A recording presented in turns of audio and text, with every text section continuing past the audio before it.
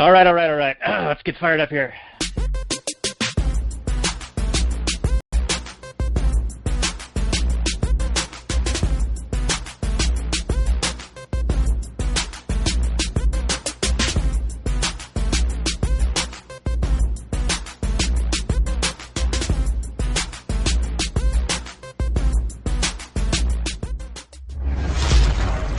Maximum freedom. Read. Stay on target. Maximum. Stay on target. Maximum freedom. Read Rothbard.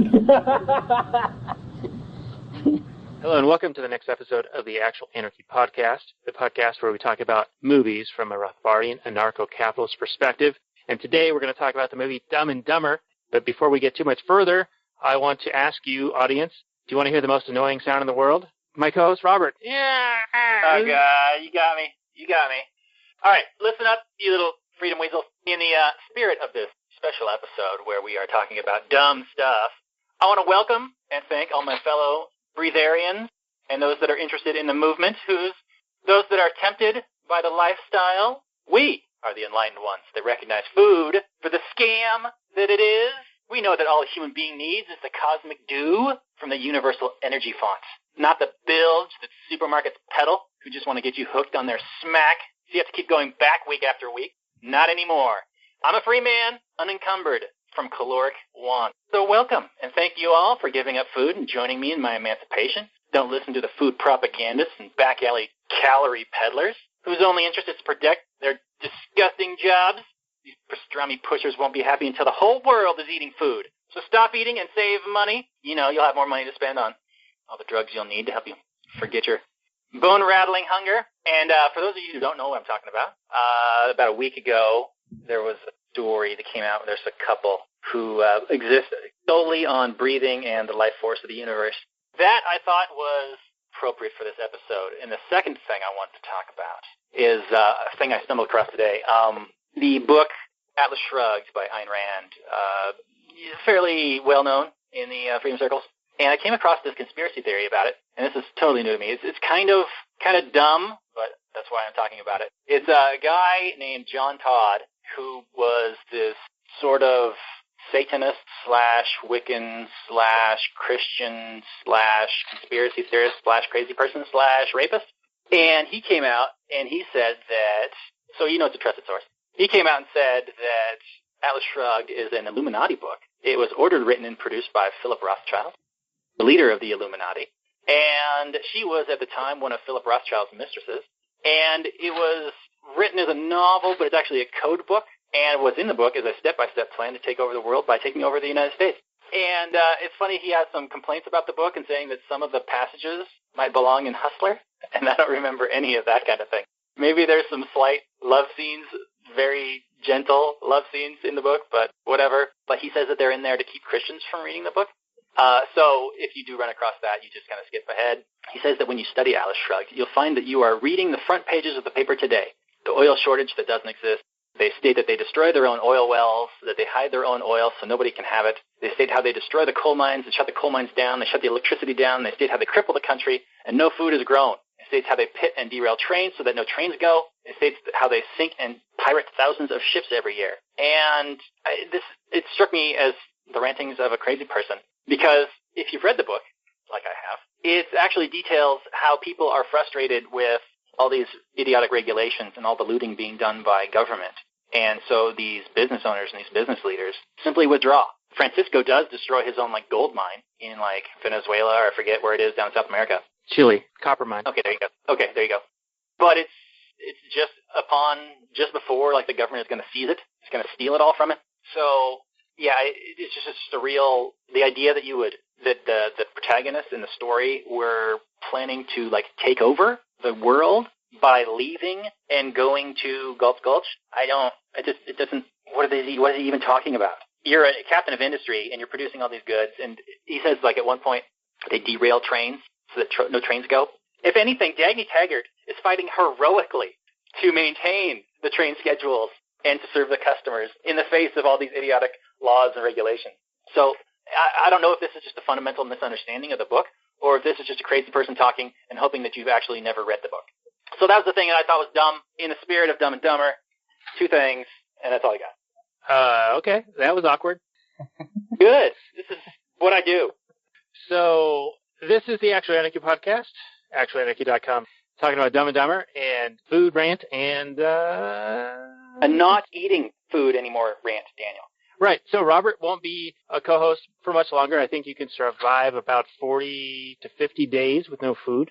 It's a pack of lies. Are you counting for big calorie? Are you counting water in this? Because then it's much quicker. So perhaps we might move on to our guest, Scott Albright, who writes for the site actualanarchy.com. He writes on economic harmonies. That's right. He's our Bastiat guy. And if Robert dies of starvation or lack of not gonna happen. hydration, then Scott Albright can be our new co-host. So Scott, tell us about yourself. How did you come to find us? How did you get into the Liberty movement? And what kinds of things are you working on these days? Well, I want to thank both of you all, Dan and Robert, for having me on as a guest. I'm glad to be part of this and much appreciated. And I'm a hardware service tech by day and an Austrian economist by night. I got into the Liberty movement about 2.5 years ago after reading Frederick Bastiat's The Law. That is a book that will reshape the way you think about political economy and the nature of the state forever going forward. So it's the saying that the rest is history. After that, I joined the Tom Woods Elite Facebook group in January. That's how I met Dan, and also found out about Actual Anarchy as I've started to write a little bit for you guys, as well as Front Range Voluntaryist. And I do plan to have some upcoming reviews on both Economic Harmonies as chapter reviews and for Man, Economy, and State with books. So there'll be about 37 reviews for the next year. I plan to do about 2 a month for Economic Harmonies, 1 for Man, Economy, and State. So I'm really looking forward to it. Yeah, well, thanks for joining us. We do seem to have good luck with the Tom Woods group, finding like-minded people. That might be boring for our audience a little bit because we just find people who agree with us all the time. But I got to point out that we're sort of in a bubble when we're in that group, right? Like, for the most part, we all are traveling the same direction within the group, but we have to realize that we are a very significant minority when it comes to the day-to-day people you interact with in your real life. And so even though we bring on people on our show that tend to agree with us for the most part, I think that we're still in the minority for most people who might run into the show, because our focus here is to entertain because we're talking about movies, but educate a little bit because we're throwing in morality and Austrian economic, but in an effort to educate and perhaps emancipate people from their status mindset. So that's kind of the basic behind why we do what we do here. And it's one of the things that I've been kind of thinking on as we've grown our show on our end. People have come to us to interview us, and I've been always caught off guard with the questions that come to us. So I've been trying to think ahead and visualize, all right, what kind of questions might we encounter? So I'm going to come up with better answers. It'll be on your toes for sure. Yeah, and that's, if you guys are listeners of our show, you definitely know that we are not on our toes. We're just like shooting the shit, just talking about whatever, sort of loosely basing it on a movie like tonight, where we base it on the movie Dumb and Dumber. And this was a suggestion by you, Scott. So why don't we start off with, why did you suggest this movie? And then we'll start talking about it. We'll do the Google description, which is usually horribly wrong, and we'll start taking this down scene by scene. I thought this would be a good movie because it shows you the lengths that people will go to satisfy their most desired ends. And even if that involves driving 2,000 miles across the country, sometimes people will make it happen. And even when you're as dim-witted as Lloyd Christmas and Harry Dunne, when there's the will, there is a way. There are many means and ends that we can talk about for the movie, and I knew that I can apply Rothbardian principles to it well. Yeah, that works for me. So before we get too much further into this, I just want to mention that actualanarchy.com is our website. We've got all sorts of Amazon links and Tom Woods Liberty Classroom links and readitfor.me links. So please do check those out if you want to support the site. We also have Patreon at patreon.com/readrothbard. And what that will get you is a audio-visual action of the behind-the-scenes of the show and the show itself. We also have another couple of things in the works that will be offered to people within the Patreon community. So if you want to support what we do check us out there. And in the meantime, let's start talking about this movie. I have the Google description pulled up about Dumb and Dumber, a 1994 comedy, 1 hour and 53 minutes, PG-13.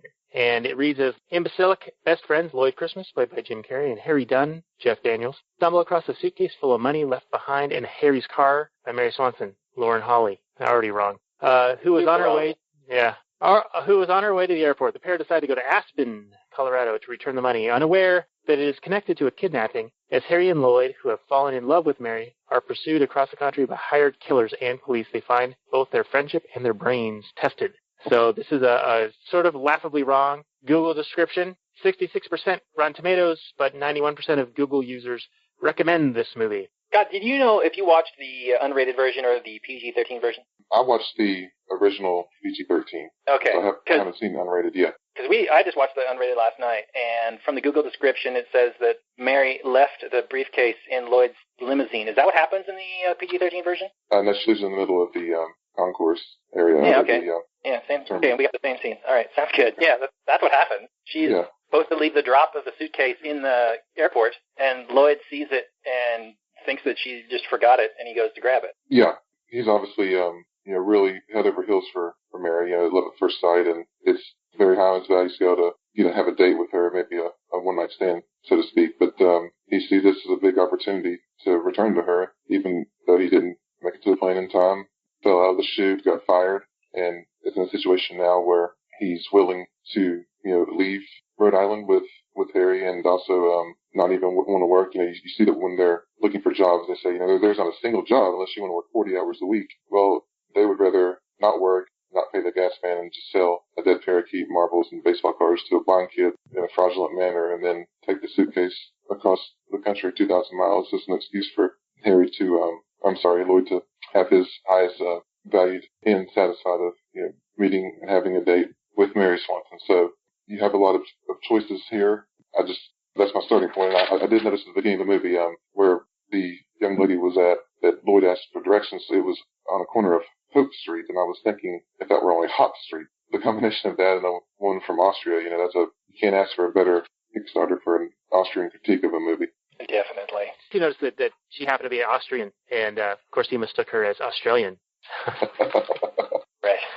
He just can't get it right. Very limited faculties, which he plays well. But yeah, a couple things I noticed in the movie, how he says he's going to save up for a worm store. I got worms.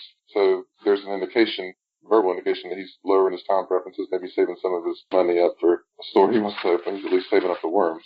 But then that all goes to hell after trying to get a suitcase to Mary and getting fired, wrecking into a vehicle, being so caught in a gawking gaze at her as he loses concentration where he's driving. So it's a crazy turn of events, but let me just look at my notes here. There's a couple things I wanted to add. Harry didn't know that Aspen is in the U.S., that when he says, I don't know, Lloyd, the French are assholes. So the ignorance of these two together is something you can laugh at more and more each time you watch the movie.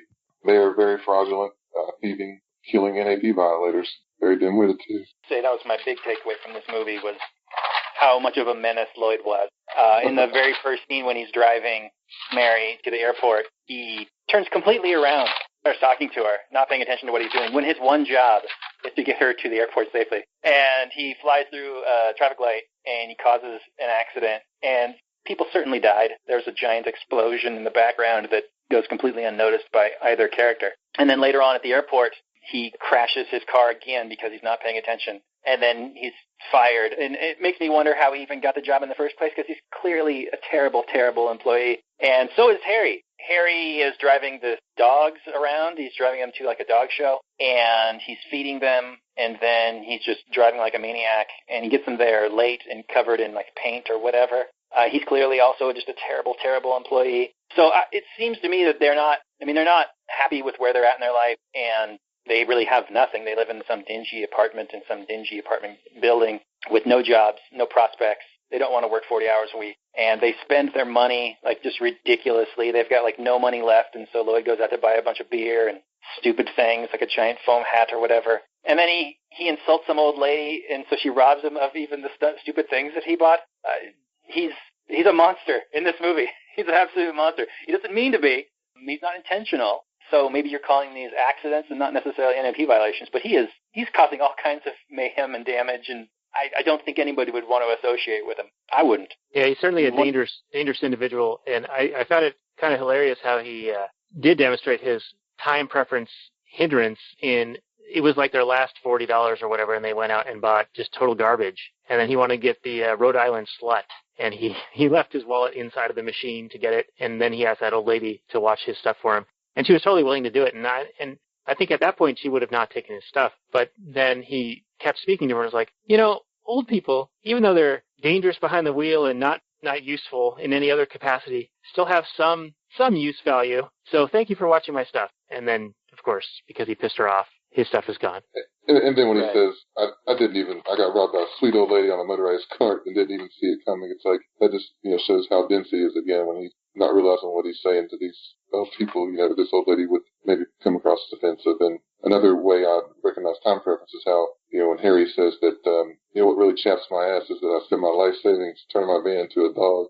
Lloyd responds by saying, chick shaggin' wagon. And I'm thinking, well, that's probably not going to be a good, that the shaggin' wagon will not be something that can exchange, with high value. There's no reason to speculate that it's going to have a higher price in the future. So it's in direct use, they still value it pretty highly, at least from the sound of things and the look of it. These people seem to have a disconnect between what they say versus what they do, because they want to sound like they're entrepreneurial, like they're saving and investing and trying to scratch their way above subsistence in the world. But then their actions belie that, entirely. Like, they say that they're saving money to open this pet store, I Got Worms, which is basically a worm farm. But then they're down to $40. They can't pay their gas bill. They spend all their money making their car or their van into a dog. Then they, buy paddle ball and a big hat and some Coors Light and a new Rhode Island slut. So it's one of those things where they'll say they desire something versus what they actually do. So it's a great example of how, when asked, say in a questionnaire or a study, people will give a different answer than what they will actually do, which is the study of human action. You don't look at what they answer on a survey, you look at what they actually put their money toward. And that is a big difference in how the Austrians view economics versus much of the mainstream and the idea of scientific study and experimentation. Right, and in addition to this, they also say how Lloyd, I think when Harry asks what the briefcase is when Lloyd comes back from his job and whatnot, and Lloyd says, well, I'd have to be a lowlife to go rooting around in someone else's private property. Then until later on when they find out that it's, oh, by the way, it's filled with cash, at which point then all of a sudden that private property is, they put in IOUs, but do they ever actually have any intention of paying that back? Those two guys with the means that they have, all of a sudden somebody else's private property is fair game. So yeah, they talk a good game, but they actually don't respect other people's private property. That's clearly demonstrated, and as Dan pointed out, that only through action can we reveal where our certain ends are on the value scale, or at least that we have ends. And based on the I Got Worms, that was, as far as we can tell, all talk outside of maybe the worms that he was saving. But to say you're going to lower your time versus open up a store and have them demonstrated through action, we can only say that Lloyd values a taxi cab driving job higher at the moment. And also too, once they got to the restaurant where Harry spilled the salt and he tossed the salt over his shoulder hitting Seabass, it's a negligent act of what ultimately amounts to a violation of private property when they put their tab on Seabass and added up some extra goodies. So they're thieves again, and then flee town. And it's just interesting to see that what these guys would do to deflect their own responsibility and not even man up to their own fault. So, but yet, underneath it all, we can still learn about praxeology. Yeah, I think that's a good point. And this is something that Robert has brought up in the past, is that everyone likes to think of themselves as a hero in their own story, right? Like, you're Scott, you are the star of the Scott show, and you're always going to view yourself as the good guy, the hero. And I'm going to view Daniel as the good guy, the hero of my show, and Robert likewise. I mean, for the most part. I mean, obviously we sometimes do things that maybe we don't even think are good things, but we still desire to do them, and we do. But the point is that they're not only deluding themselves, but they're actually kind of terrible people, right? Like, as dim-witted as they are, they actually do pull off some things that are rather evil-minded and fraudulent, and they kind of get away with it. And I think it's funny. They were laughing about it the whole time as they were robbing the restaurant or Seabass or whoever ended up paying that tab, how genius Lloyd was for thinking that up and how wonderful it was that they're getting away with it and all that. I mean, it's a comedy, but we're evaluating as if, they're real people, so that's what we do. Yeah, and I do want to bring us back just a little bit, the scene where the gangsters are there trying to get the money, and then they rip the head off the bird, and then they end up selling the bird to the blind kid, like Scott mentioned. And I just have a quick little story about that. So our neighbor across the street had some chickens, and this past winter was kind of rough, and we had probably 2 or 3 feet of snow at a given time, and I was tasked with helping with the chickens while the people who owned the chickens were out of town. And so I would trudge out there and try to give them water, but the water was all frozen, try to give them food, etc. Every couple of days, trudge out there, try to help them survive. Well, the people got back from their trip, and several of the chickens ended up dying from freezing to death. And he had told his wife that they all died. But just 15 minutes prior to him going out there, I had seen 3 or 4 of the chickens still alive. And I was like, hey, maybe we should bring them over to somewhere else where they can be warm or whatever. But what ended up happening was, like in Dumb and Dumber, their heads fell off because it was so cold, apparently. And what the guy had done is he had gone out there and been like, all right, I had a dozen chickens, now I have 4. So rather than deal with the 4 remaining, I'm just going to rip their heads off and then go tell my wife they died from the cold. Big bummer story. But our pets' heads are falling off, and that is what happens in the movie. So that's why I wanted to bring that one up. Yeah, so Daniel, did you think that scene, or that action by Lloyd of selling the dead bird to the kid, I mean, clearly, I would imagine at some point, we don't actually get to see the transaction, but I imagine at some point Lloyd told them that it was still alive, or the assumption was that it was still alive. I mean, generally the idea is that, buyer beware, caveat emptor. But you imagine that you're dealing with a blind kid, and he's like, oh yeah, you buy my live bird, Petey. I mean, we don't get to actually see it. But later on, we get an interview with the kid, and the kid's like terrified, and he thought the bird was just sleeping or quiet or something like that. And, yeah, my response to that is that the kid, the blind kid, is the third part of the Dumber and Dumber crew. Because if you're going to buy a dead bird from someone and think it's a live bird and be tricked by this, even if you're blind, you're especially dumb. To not realize that it's not moving at all, it's cold, it's stiff, it's not making any noise, clearly not asleep. I mean, of course, it's a movie. The Monty Python Dead Parrot sketch. Right, yeah, exactly. Another way to look at it was Billy Enforcey, I think was his name of the movie. He was Crusoe's Friday, so to speak, in a way, in that they had nothing left for them, no jobs, and they could at least trade some, baseball cards and marbles and a dead bird to Billy Enforcey. So he did come in handy for them, and like you said, he is the dumberer, not to be discriminatory to a blind man. Further in the movie, when they pick up Mr. Mentalino, the mobster who's out to get the briefcase, Lloyd clearly values his singing ability, at least in their direct use. It's not like he's a good enough singer to exchange his songs for money or to speculate that they will further be, of higher value. But he loves the Mockingbird song, and Harry joins with him, and that really agitates and grinds the gears of Mr. Mentalino. So it's funny to see. Technically, it's their private property, so they can do with what. And I guess Mr. Mentalino implicitly knew that, but having such a short fuse and being so easily, irritated that he didn't pick the most ideal route for sure. Well, there is a point where he's pulling for his weapon to probably kill the boys until they pick up the hitchhiking family, like I guess they're Mexican or whatever, who join in the sing-along. That's right. Yep. I remember that. And that's that made me think a little bit about mobility through markets and having a capital structure, and how maybe these people were migrants and needed a better opportunity, and they gave them a ride. So it's kind of like going from being on foot to being a passenger, and that made me think about economic growth and what man has accomplished since, say, the horse and buggy to the automobile. So that's just one way of looking at it from a capitalistic standpoint. That's a good point, yeah.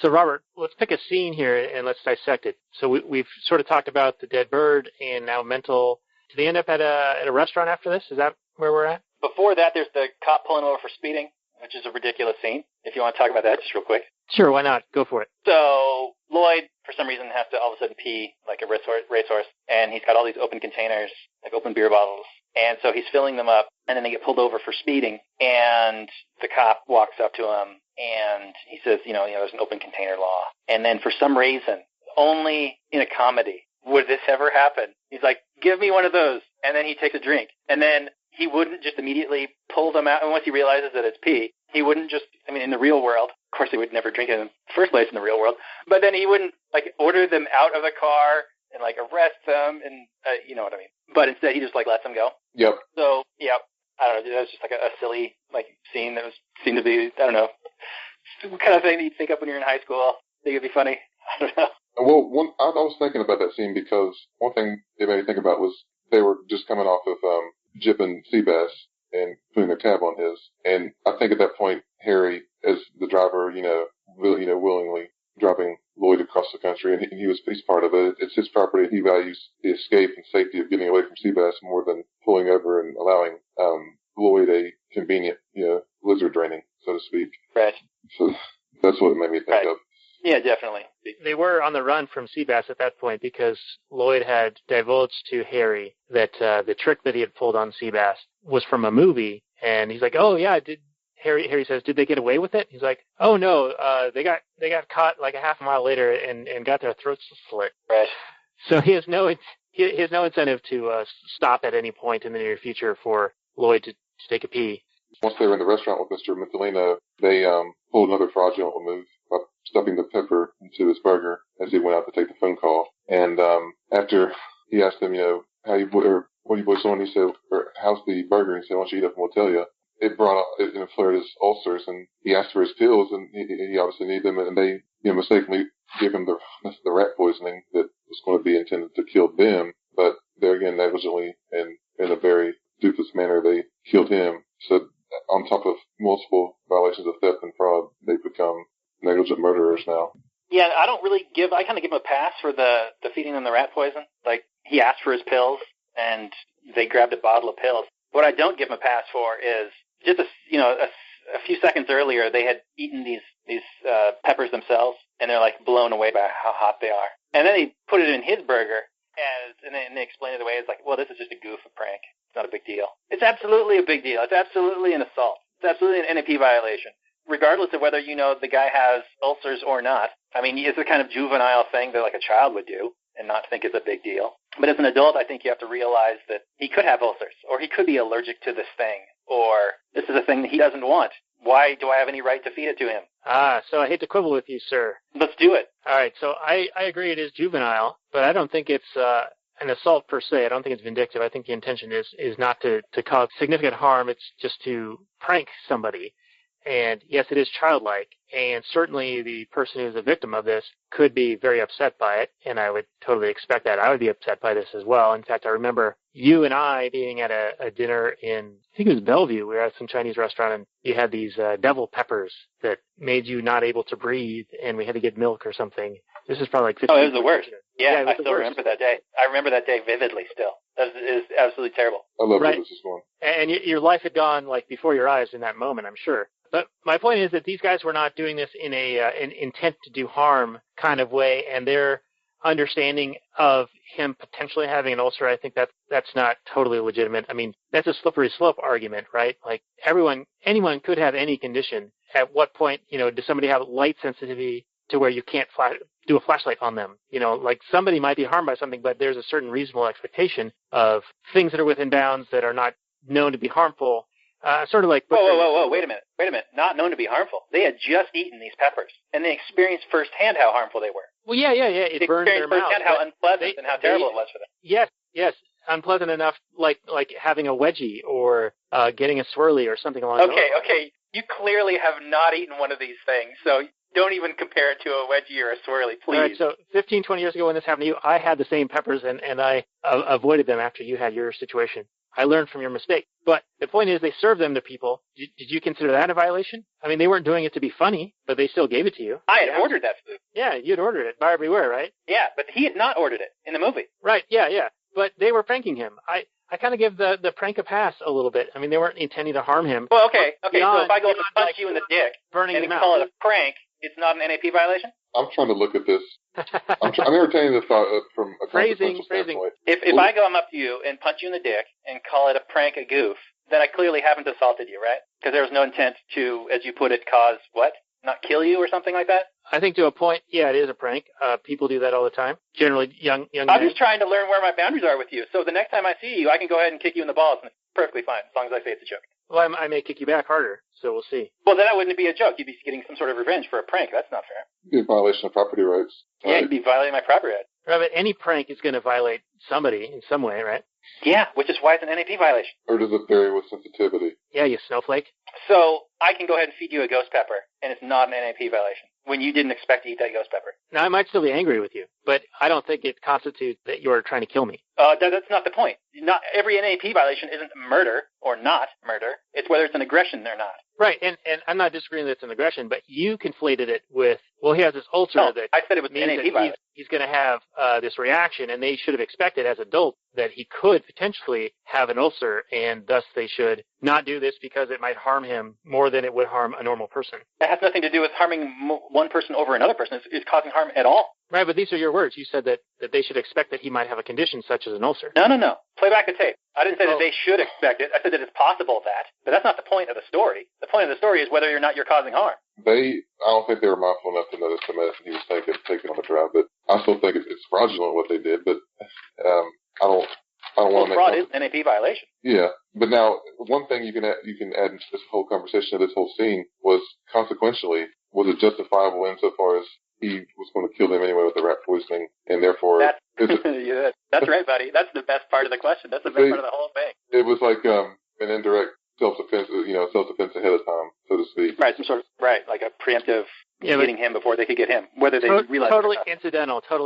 I don't think that we can look at their actions as self-defense as such because they did not intend it to be that. Correct. But it's still a fun little thing to think about. Like, he was going to kill. He was going to kill. He was just about to. If they hadn't have put the pepper in his hamburger, he was going to poison them. Yes. In their Shirley Temples. Right.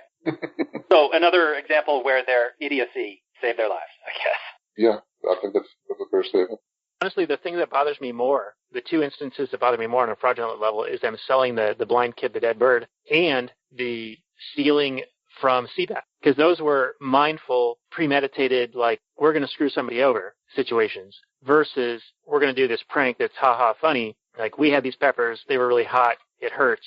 Let's do it to this guy. Ha-ha-ha. Selling a dead bird to somebody or making somebody else pay for your meal is clearly intended to be deceitful. Right. Where do you put the IOU situation? Oh, I consider that a central banking mainstay. They are they're right in line with the mainstream, man, on that one. Exactly. As soon as that scene came up, I was like, well, yeah, that's the Federal Reserve and central banking, just personified. Those right. Do you put it at IOUs. the top of the fraud, or do you put it somewhere in between because they didn't intend? They had a different intent. Well, I think the distinction we made earlier where they talk a big game, but they don't follow it through with their actions. Like you were saying, they said they were good for the money. They were going to pay every cent back. And I think that maybe they even believed it themselves, but then they go and get the presidential suite at the hotel and the Lamborghini and the crazy outfits and the skis and all that stuff. Yeah, what in their past has led them to believe that they would ever be able to pay that back? Right, but this is a perfect example of it's easy to be generous with other people's money. You know, they were kidding everybody like hundreds of dollars, like just for carrying that or just standing near them. And I think Rothbard has a quote of this where, he says it's easy to be conspicuous with other people's money, but when it's your money, you're a lot cheaper with it or more miserly. I'm totally butchering the quote here. That difference we talked about earlier where they believe, they think they're going to treat it one way, but then because the temptation to spend that money it's right there, like, why not?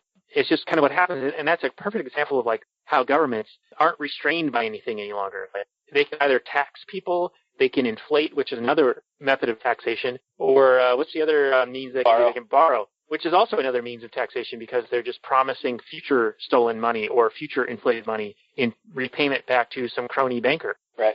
I think two parts of the movie reminded me of what you just described so eloquently, Dan. Not just with central banking, but just also the distortions of labor and capital allocations in the market that come from central banking and state intervention through public works projects, for example. The part where Lloyd takes over driving and, he goes a sixth of the way across the country in the wrong direction. And you have that and the IOUs from the suitcase or the briefcase that they discovered was full of the ransom money. So you have obviously no incentive to be frugal with that money that is not even yours that you found and now are in possession of. The whole concept of IOUs being as good as money makes you think about the nature of the dollars being devalued 97% in the last 100 years with a combination of the Fed and the loose treasuries, and then how state planning ultimately distorts where capital and labor are allocated away from what consumers demand. So that, going a sixth of the way across the country the wrong way just reminded me so much of state intervention and totalitarian planning anywhere along the line scope. But those 2 points in the movie brought home that more than any other. Yeah, that's a good point. Now, chronologically in the movie, they traveled a sixth of the way the wrong way before they discovered that they had a suitcase full of money. And this is the point you brought up in the pre-show, where this is where Harry says, fed up. We don't have enough money to get to Aspen. We don't have enough money to get home. We don't have enough money to eat, sleep, whatever. And he says, I'm walking home. And you had some notes here, and maybe you can just pick up from this point where their value scales change as a result of having very little money. And they do an exchange to solve this problem. Yes. Lloyd goes into the local town and trades these sheepdogs straight up for a moped that gets 70 miles to the gallon. But considering their options and their circumstances, I think the high gas mileage was pretty high on their value scale, ordinarily, and that was basically their only hope of getting anywhere. Right, because Harry had a point. Like, because they went the wrong way and because they didn't realize that they had this suitcase full of money, they couldn't make it all the way to Aspen in the shaggin' wagon. By making this exchange, Lloyd actually made a very beneficial trade. In the ex ante sense, every trade is mutually beneficial. Like, you expect to gain more from what you're giving up with what you're gaining from what you're receiving. That's totally butchered. But, like, you only make the exchange because you expect to be better off. Now, that may not be the case, but for the most part, it generally is, and it's the reason you go into the exchange to begin with. And so Lloyd makes this exchange to get the moped and probably some additional money, or, at least enough to get enough gas to get to Aspen. And it was another interesting point. As they're driving up to Aspen, they freeze. They arrive in town like frozen, and it's a choice that they made that they would prefer to arrive there frozen in discomfort versus not make it there in a relatively comfortable van and come up with some other way to come up with the fuel to get it all the way to Aspen. So they're making choices, they're making decisions, and they're foregoing certain conveniences or certain comforts to be able to accomplish their goal. In many ways, I think they're very entrepreneurial in this movie, or they at least talk a big game, like we've said. They have an intention to be entrepreneurial. And some of the actions they do are actually entrepreneurial in some way, because when they are down to the last dollar. But then, of course, they discover they have all this money, and there's not a whole lot stopping them from spending it. Gains not only marginal utility, but gains from trade and equalizing utility is when they were over that they had that fire going in that trash barrel, and Lloyd revealed to Harry that he had an extra pair of gloves. And Harry said, "Extra gloves? You've had this extra pair of gloves this whole time?" He says, "Yeah." And, well, now that second pair of gloves didn't give Lloyd the same level of utility as the first, but there was so much lost utility from Harry not having any gloves at all that the utilities could have been maximized if Lloyd would have just shared the gloves, you would think. But all of that lost utility that is now manifesting itself with cold, frigid hands makes Harry want to just, beat the shit out of Lloyd. Yeah, now I want to draw a distinction here because there really is no way to compare utilities across subjective value, right? Like, two different people, you can't draw it down to a certain quantifiable number. You can't say that Lloyd having 2 pairs of gloves was like 5 utils more valuable than Harry not having gloves or something along those lines. But there is a general tendency to say that Lloyd had more than he probably needed, and he could have been a little bit more compassionate in offering his gloves up to Harry. Though, because it was his private property, like with our kids, we teach them, like, what's yours is yours, and you can choose to share it if you wish, but you don't have to, and we're never going to force you to. But we will tell you that there are consequences to whatever actions you choose,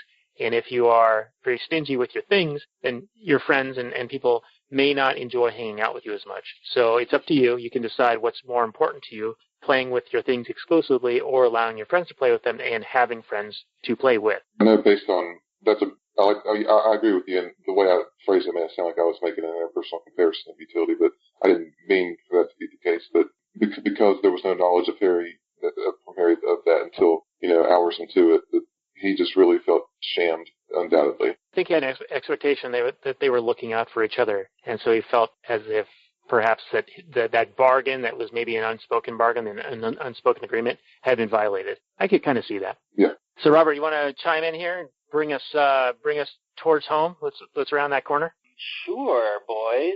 So they've arrived. There's the glove debacle, which, yeah, I agree with you, Daniel. I mean, Lloyd, it's his own private property. He doesn't have a positive obligation to share with Harry, but they had been sharing everything up to this point, and if he had 2 pairs of gloves and he cared about his friend and cared about his friend's hands, then he probably should have shared it. Probably would have shared it. I probably would have, but, we're talking about a couple of morons. Anyway. Well, there was one funny point when Harry's choking Lloyd. Lloyd says, "Man, your hands are really cold." Yeah. It's funny. Right. So in the act of trying to murder Lloyd, they knock the briefcase on the ground and they discover that it's full of cash. And like we said before, they immediately go on this buying spree, intending, or at least claiming to intend to fully pay whoever the owner is. We assume it's Mary, but later on they say, yeah, those are IOUs, those are just as good as money, when clearly they have no intention or no ability to pay them back. And you guys have already said good things on that stuff. After that, though, Mary is, of course, the whole plot of the movie is that Mary was paying a ransom to a bunch of kidnappers for her husband. I don't think we've mentioned this yet. the family is, deciding what to do. Well, Mary needs to pretend like everything's normal. So she's going skiing and she's going to benefit dinners and parties and whatnot. They find out that she's going to be at this function, some kind of benefit for this owl. It's this Icelandic, what did you call it? Spotted owl of some kind? Snowy owl or something? Yeah. And right, so they go and they do the Pretty Woman theme, and they're getting dolled up, and they buy ridiculous clothes and whatever. They buy like this Lamborghini, and they show up to this gala. And it turns out to be a bunch of like environmentalists that are really worried and concerned about the plight of this owl. I generally share the feelings of modern day environmentalists, sort of, in a little bit. I kind of grew up, I'm a nature lover myself. But I follow Rothbard on this one, where he says, if you really care so much about these animals, just buy the land that they live on and there will be no conflict. What the conflict comes is when they use government as this bludgeoning stick to force everybody else to pay for their preferences. But if these rich people would just buy the land that these animals live on, then they could take care of the animals themselves, and they could say what that land is used for. If they don't want that land to be logged, there you go. But instead, they for these fundraisers, or they like chain themselves to trees or petition government, and that's where all these conflicts come into play. Those are all great points. I wanted to make a statement about what happened at this scene when they're at the Preservation Society event. You remember when Lloyd obviously told Harry to go talk him up to Mary so as to make him, look good and maybe help set up a smooth game spit and to, get a date with her. But then ultimately Harry, I guess was suckered into going skiing when Mary's mother came and mentioned that, hey, she needs a ski buddy. And was he just kind of, not intentionally making a hose before bros, but just got caught in a situation where he thought that maybe Lloyd wasn't that interested after all because he wasn't willing to talk to her. He wanted Harry to. And then he obviously didn't mind the idea of going skiing with Mary. Was that a bad move for trust and friendship between the two? Yeah, I was really confused by that. It seemed to be more of a script thing. It didn't really make sense character-wise. It didn't seem that Harry was still upset with Lloyd over for the gloves for him to go and kind of stab his friend in the back. I mean, during the conversation, when Lloyd is talking to Mary and Mary's mother, he keeps trying to bring up Lloyd, but they kind of steer him towards, going on the date with Mary himself. And then he just kind of goes along with it and lies to Lloyd and says, oh, yeah, I got a date with you. Got a date for you. It's at this bar tomorrow, 10 o'clock. It's going to be great. And then he goes on the ski trip with Mary. It doesn't seem like, what's Harry's play there? What's his long game? Is he just foregoing this friendship with Lloyd, or is he like, well, Lloyd will forgive me and whatever? This seems to be a real huge dick move for, like you said, the friendship and the trust for no reason. I didn't understand it as far as, it seemed like a thing that needed to happen for the script. It seemed to be this weird thing that it didn't seem like Harry was super interested in her. Maybe he was. He had a good time with her later on in the date, but I think this specific instance, I don't know how much was, I guess, the reflection of the grudge he still had for Lloyd not sharing gloves back when they were real cold. But I think that he's probably maybe just as lonely deep down as Lloyd is, because there's no one in his life that's significant other, and maybe this was an opportunistic move for him to maybe get back at Lloyd. But at the same time, it was a trap more than anything, not something he intentionally did. It just ended up indirectly working against Lloyd. But he knew how Lloyd would take it, because he intentionally lied to him. And then later on, when Lloyd goes to meet the girl at the bar and she doesn't show up and they meet up later, Harry's got all that fake indignation, like, oh my God, I can't believe she didn't show up to that date. That's ridiculous. When he knows full well what actually happened. So that was just, full of deceit on Harry's part, and it just didn't make a whole lot of sense to me. Why Harry would, maybe, he's lonely and maybe he's got a chance with her, and she is gorgeous, but he knows he'd be stabbing his best friend in the back. It didn't seem like a decision that he would have made. That's all. Was he starting to turn against his friend? Maybe it seemed like it was too quick for me. If he was going to do that, maybe Lloyd would have had to screw him over a little bit more. All he did really was he made an honest mistake when he drove the wrong way, right, for a couple 100 miles or whatever, which fine. But then he didn't share his gloves. But other than that, what did Lloyd do to Harry, really? To all of a sudden bring about this betrayal. And now, when the betrayal happens, and Lloyd, goes all mustache twirling evil, and he grabs the laxative because he's going to sabotage Harry's date with Mary. Regardless of how he felt betrayed, obviously, and he's going to get back at Lloyd.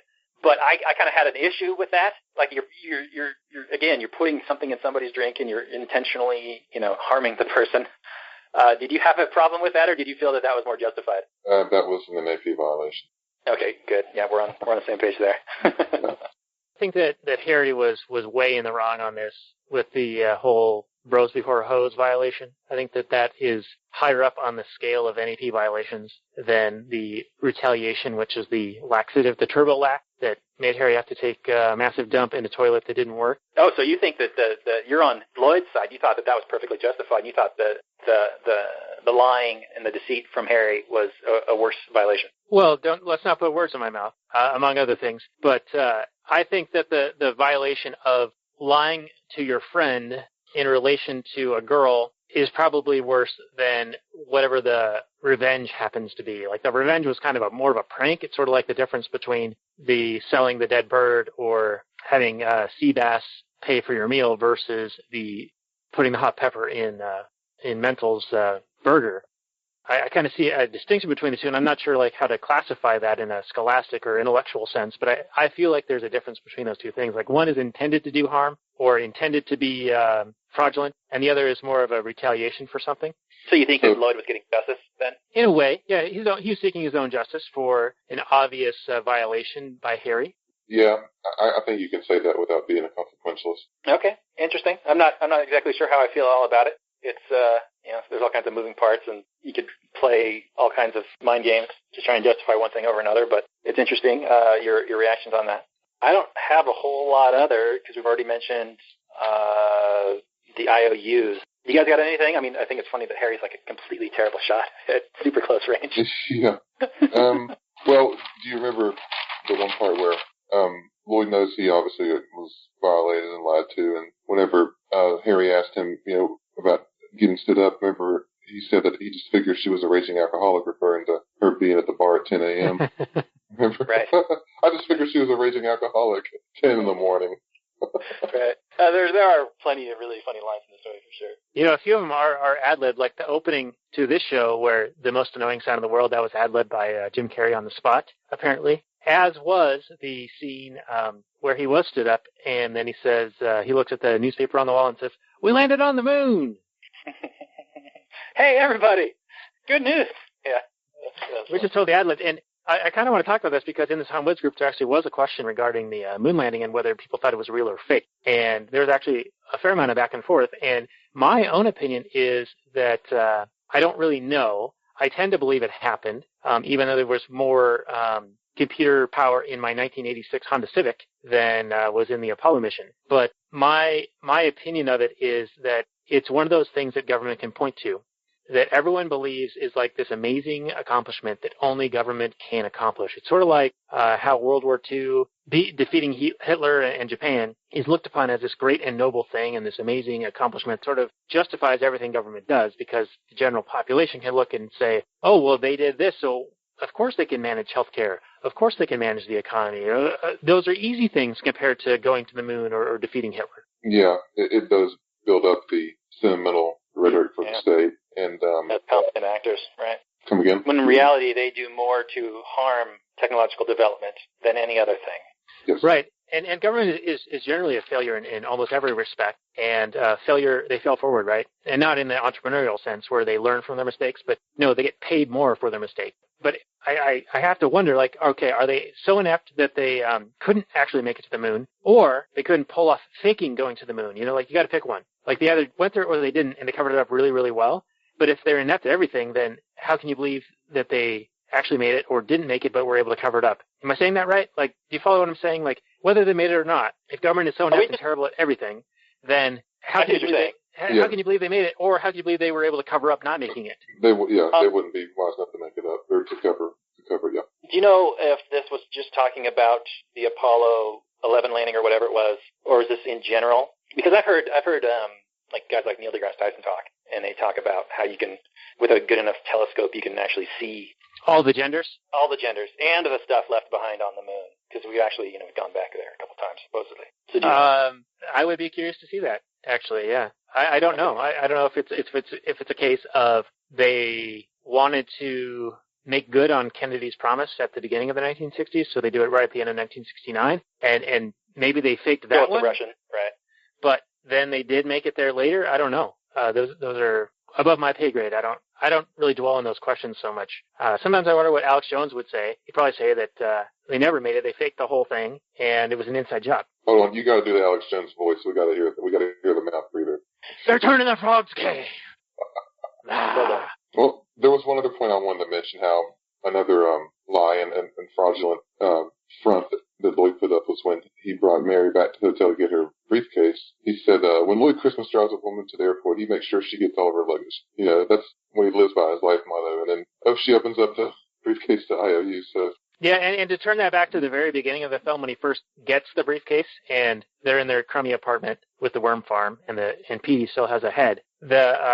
Harry's like, "Oh, what's in it?" And Lloyd says, "It's private property. I'd never look in there. And besides, it's locked really, really well." So he obviously tried to get into it. So he's just saying the right thing, but he's not doing the right thing. Like, he's saying he respects property rights, but his actions say that he doesn't respect property rights, and he was trying to violate them. So it's like sort of a recurring theme throughout the movie. Yeah, for sure. And you deduce through action, not through talk. His choices are clearly demonstrated by action. Right. All right, so what else do we have here? We've done the laxative thing. We've done the bird benefit. We've done the IOUs. How about the FBI, as they give Harry a jacket, a bulletproof vest, but that Mary and Lloyd were acceptable risks or acceptable losses in case somebody got shot or killed. That's interesting. Yeah, let's talk about that. Okay. Yeah. So how did they run into the FBI lady? The one she was waiting for Harry down at the bottom in the lobby, because she has been, she showed up throughout the movie multiple times.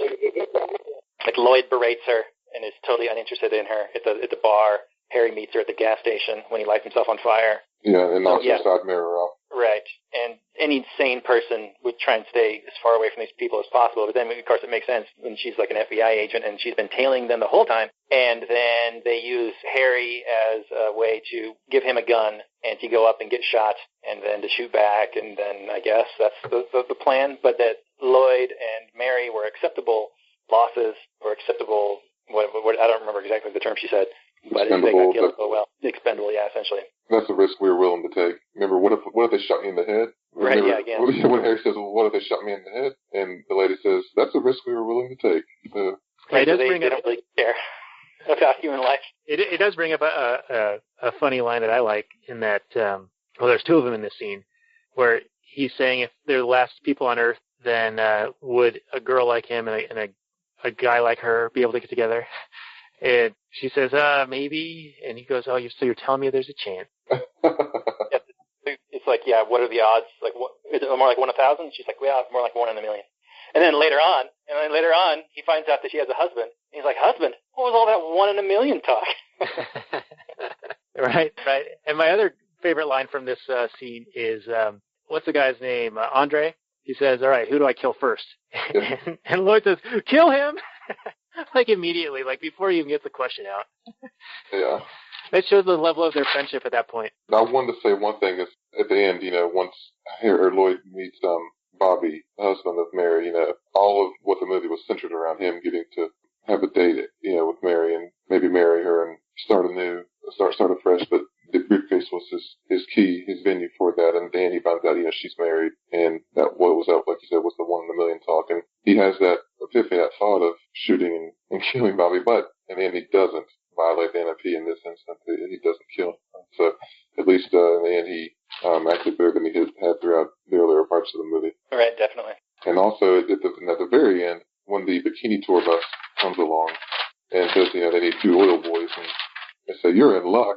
There's a town about 10 miles that way, and that just shows you clearly they'd rather be walking bums, that's higher on their value scale, than oil boys for bikini tour ladies. So these guys they're like idiocracy or idiocrats, like from what you see from the movie Idiocracy, from the dumbed down, weak gene pool. As far as Idiocracy, I wonder how much Malthus influenced that movie, because you've seen it and you see some of the maybe influences of what Malthus warned about with overpopulation and in the early part of the movie with what's shown with. Can I give away the details of the movie? Oh, sure, go ahead. Yeah, go for it. Well, just how it's got electrolytes. They showed in the early parts of the movie how, there's just the dumbest, least intelligent people are, breeding like rabbits, and these smartest people are just not, bearing much offspring, and the world's just dumbed down as a result. And that makes you wonder about what Malthus predicts what Malthus had predicted and how much that influenced the plot of the movie, or at least Malthusian mindset. Yeah, that's a good point. So much food. Yeah, we'll definitely be bringing that one up. And I also want to bring up the Harvey Danger song, Flagpole Sitta, where he says, only stupid people are breeding, because that lines right up with this one. And people will forever associate that song with American Pie, that movie with Jason Biggs being a pie fucker. Yeah. That's a new one on me, but it's been a long time since I've seen that movie. That was another, 1990? Oh, no, that was 99. Never mind. Go ahead.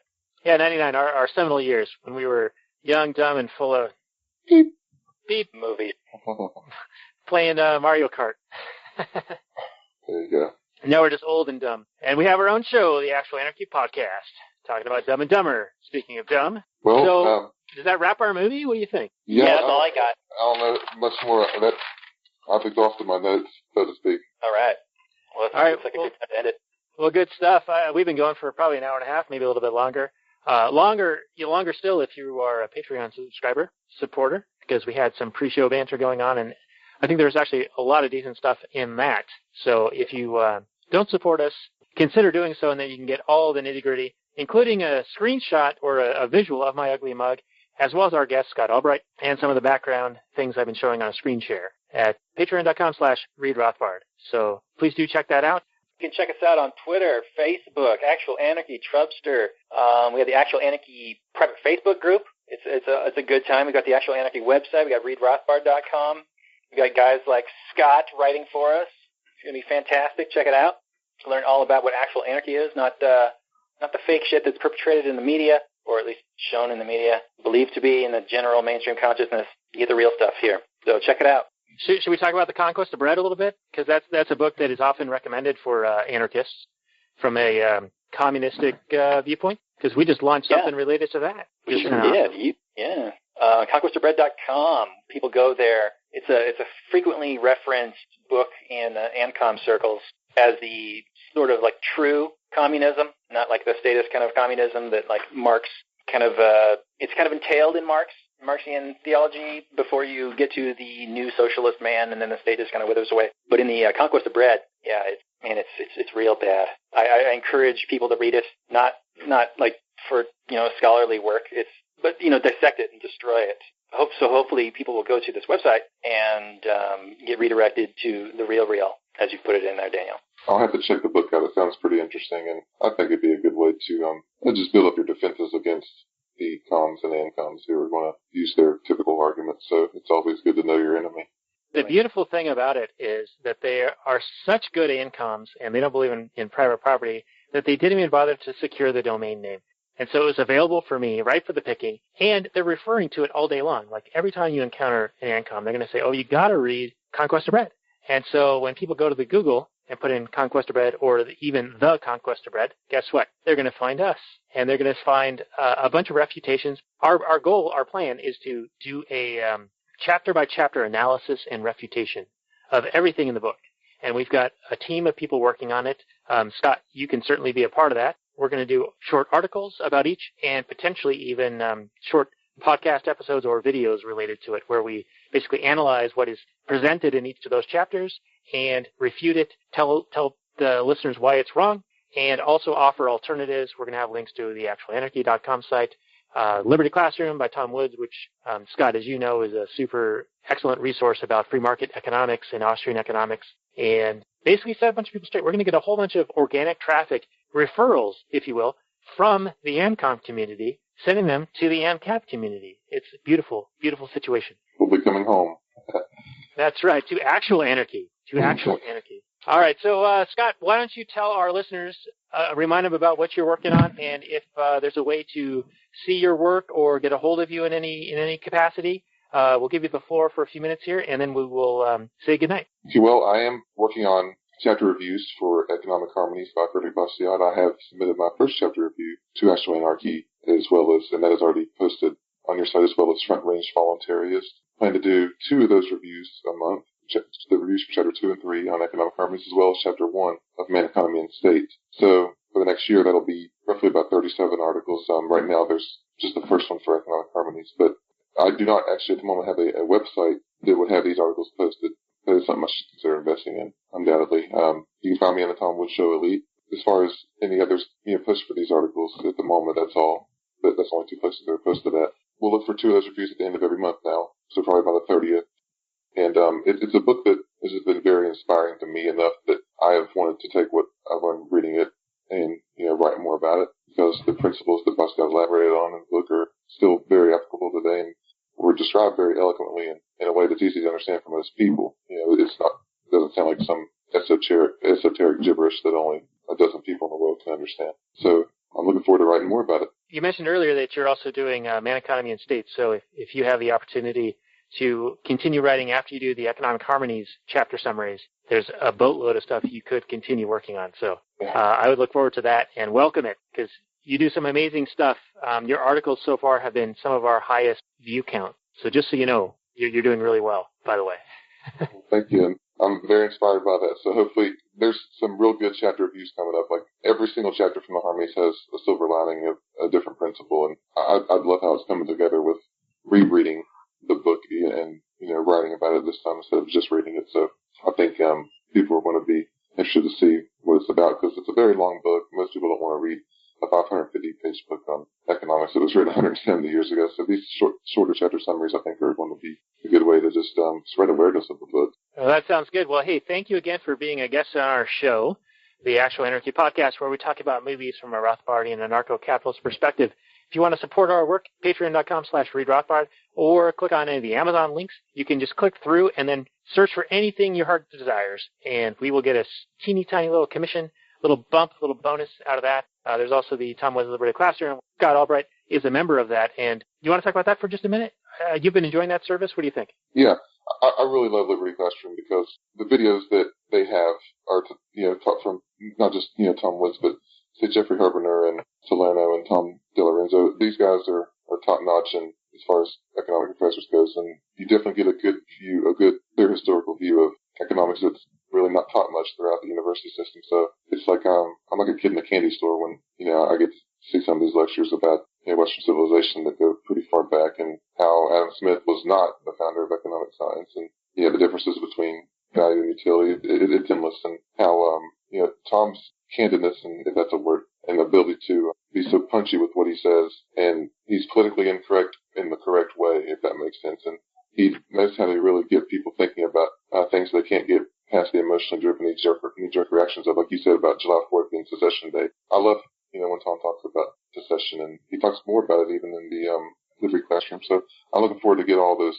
videos watched, and eventually I will. All right, well, thank you for that. And Robert, do you have any final things you want to say to our listening audience at home? Just to thank him for listening. I want to thank Scott Albright for coming on and being a great guest for us.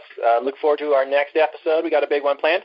And I want you all to just stay hungry, my friends. Peace out. Robert, Dan, thanks again for having me on. It's been a pleasure. I've really enjoyed it, and so glad to be a part of this. It's been great, and we'll do it again. I've got a few other movies in mind for the future. So excellent. Yeah, we'll mark it on the list for sure. Well, hey, thank you, audience, for joining us for this episode of the Actual Anarchy Podcast. I think I hear some shark music in the near future as well. Do you hear that, Robert? Some Donna, Donna, Donna, Donna. Yeah. Are we doing Oh, that's right. Yeah, we got Shark Week's coming up, right? Yeah, we're gonna have Shark Week. Yeah, baby. So look for some Shark Week and our regular Sunday trope of whatever we happen to come up with. So we got a whole list of movies, 200 or so, plenty of things to talk about, plenty of stuff going on, plenty of projects, plenty of guests, plenty of amazing things. Do check us out, actualanarchy.com, readrothbard.com, and all the other places. We appreciate you being our listeners, and have a good night.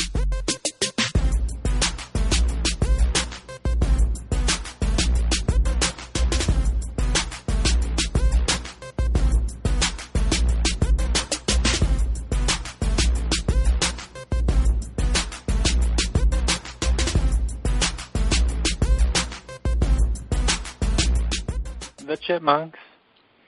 CHIPMUNK. We're the Chipmunks. Guaranteed to brighten your day. Do do do do do do do do do do do.